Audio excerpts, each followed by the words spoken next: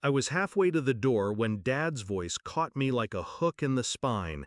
"Don't come home. You're an embarrassment." No explanation. No room for reply. Just the sentence, thrown like a stone. I stood there for a second, tasting the iron tang of humiliation in my mouth, before I left. I didn't argue. I never argued with him. Not anymore. Mom's birthday was 3 days away. I told myself I wouldn't go, but that was before I learned the truth. 2 months earlier, I met Daniel in a boardroom. He was nervous, polite, almost painfully so. A handshake that barely held mine. My sister introduced him to the family weeks later, calling him the man I'm going to marry. At the time, I didn't connect him to my world outside the family. Why would I? My life was compartmentalized. The office was the office. Home was home.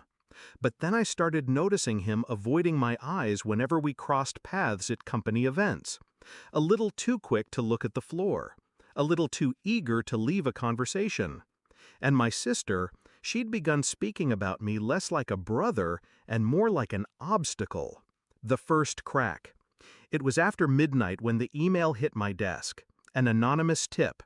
Check the Q3 contracts. Look at the sign-offs. I did. Daniel's name wasn't on any of them, but his fingerprints were all over the mess.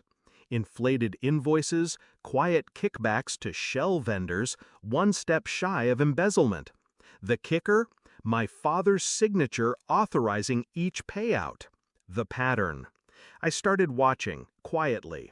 Daniel was feeding my father information, twisting numbers, blaming department losses on reckless leadership decisions I had supposedly made. In Dad's mind, I was running the company into the ground. In reality, Daniel was bleeding it dry. And my sister? She was in on it. The emails between them weren't just business, they were intimate, mocking. My name was in every third sentence. The shift. I didn't rage. I didn't drink. I didn't confront them. I smiled in meetings. I sent polite family texts, and I started moving the chess pieces. First, I pulled every document they'd touched, copied, time-stamped, and archived off-site. Second, I brought in my legal team, not as lawyers, but as auditors. Third, I waited for Mom's birthday. The plan. It wasn't about exposing them in front of strangers. It was about revealing the truth in front of the one person they couldn't spin a lie to. Mom. The venue was perfect, my parents' house. Dinner with all the extended family. A big enough audience for the fall to echo. The night before, I resigned from my executive position, effective immediately. I sent the board my evidence package along with a detailed breakdown of Daniel and my sister's scheme. The board didn't reply with questions. They replied with warrants. Mom's birthday, the party. When I walked in, the room stilled. Dad looked at me like I was dirt under his shoe. My sister smirked. Daniel kept his eyes on his wine glass. I kissed Mom on the cheek, handed her a gift, and took a seat at the far end of the table. No one spoke to me. That was fine. Halfway through dessert, the doorbell rang. 2 plainclothes officers stepped inside. They asked for Daniel by name. His hand froze on his fork. He glanced at my sister, then at Dad. "Hi, boss," he muttered, eyes locked on me. The room froze. Mom looked between us. "Boss?" Dad's voice cracked. Daniel laughed once, bitterly. "You really didn't know? I've been working under him for 3 years. Every paycheck I ever got came from his signature, and now he's—" He stopped himself. The officers took him by the arms. The unraveling. My sister's face drained of color. "What's going on?" I set my glass down. "Fraud. Theft. Conspiracy. You'll see the details soon enough." Dad's knuckles whitened. "You? Me?" I leaned back. "No, Dad. You signed the payments. Without checking.